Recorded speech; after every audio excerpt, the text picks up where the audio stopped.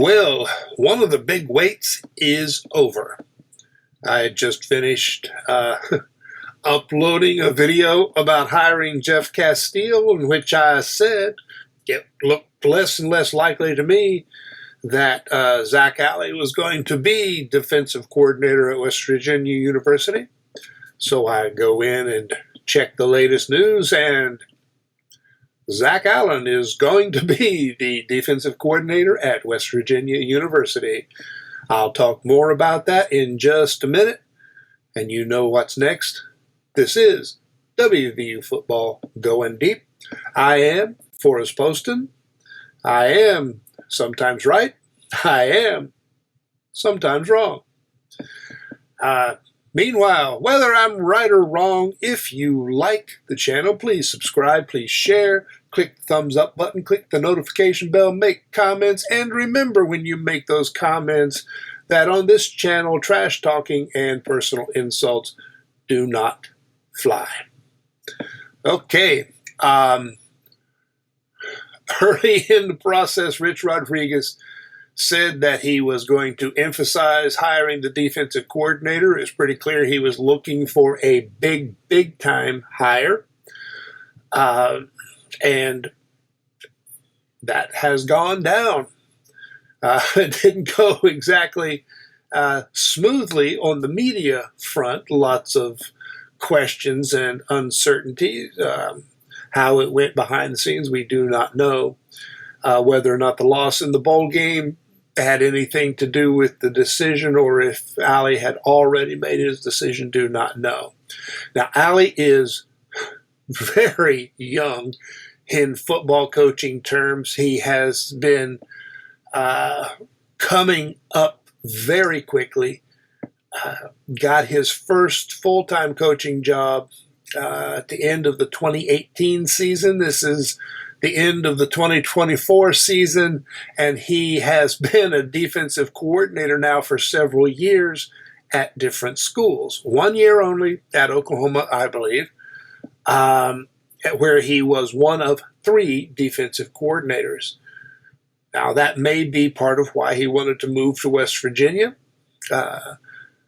It may be that Venables is going to be out and his position was in jeopardy. Don't know. It's kind of a sideways move. On the one hand, he becomes the defensive coordinator and likely has a great deal of control, rather than being one of 3, probably the primary, maybe not, but still one of 3 coordinators. That's complicated. But West Virginia,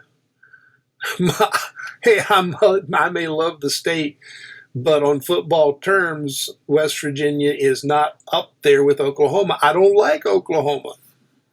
I've driven through Oklahoma and I didn't enjoy that either. But it's not, another big step up like he's been taking, which also, but I hesitate to put this out there, but I'm going to anyway. Is this forward-looking with the potential of keeping him are we going to make him an assistant head coach? Possibility of becoming head coach when Rodriguez leaves. Will Rodriguez be here more than 3 years? I don't know. But it did cost a boatload of money, a big boatload of money, to bring Alley to WVU. Over $1 million is the report. How much over, we don't know. It is the most an assistant coach has ever been paid at West Virginia University. Will they have to, or have they already cut corners with other coaching hires in order to make this work? We're bringing in Jeff Castile probably as an analyst, especially, Alley will probably be dealing with linebackers. Makes it less likely, I would think, that Castillo will be linebacker coach. And Alley, he seems like a sharp coach, upbeat guy, but he can learn from Castillo. Castillo will be a strong positive influence on him, helping him refine the variations of a 3-3-5 or other types of flex offenses. Castillo is good at that.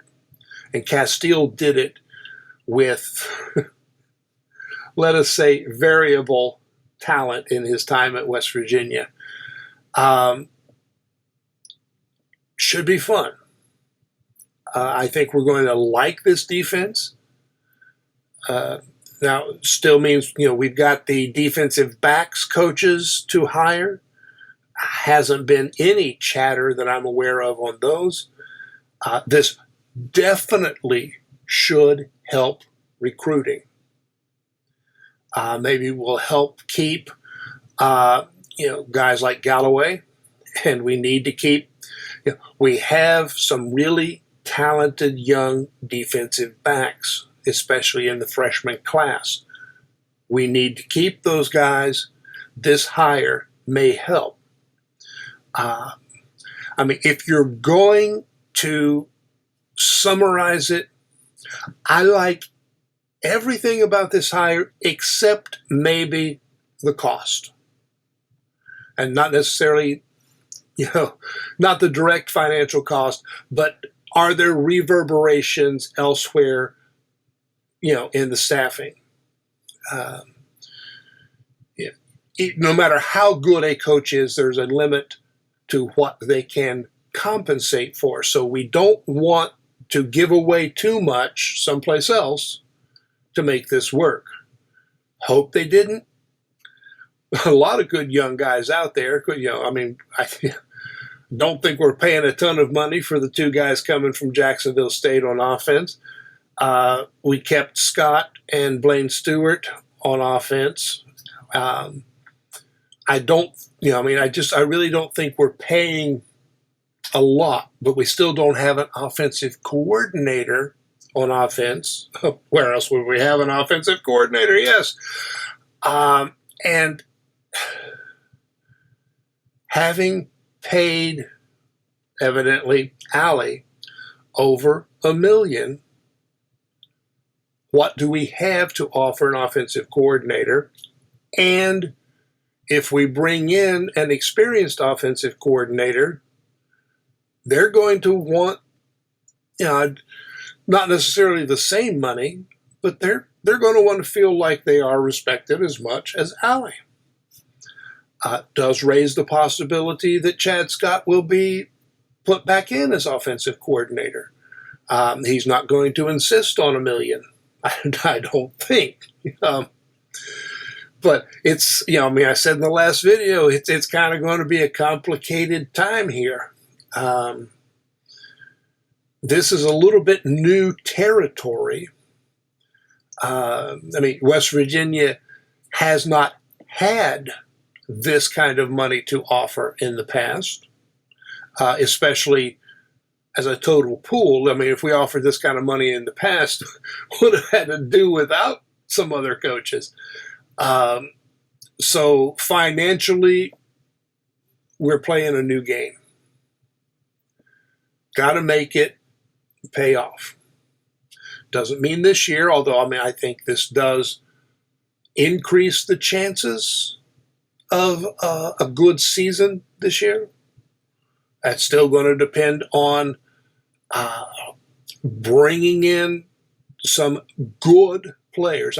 Some really good players in the transfer portal, because we have lost some really good players. Losing Trotter and Lathan hurts.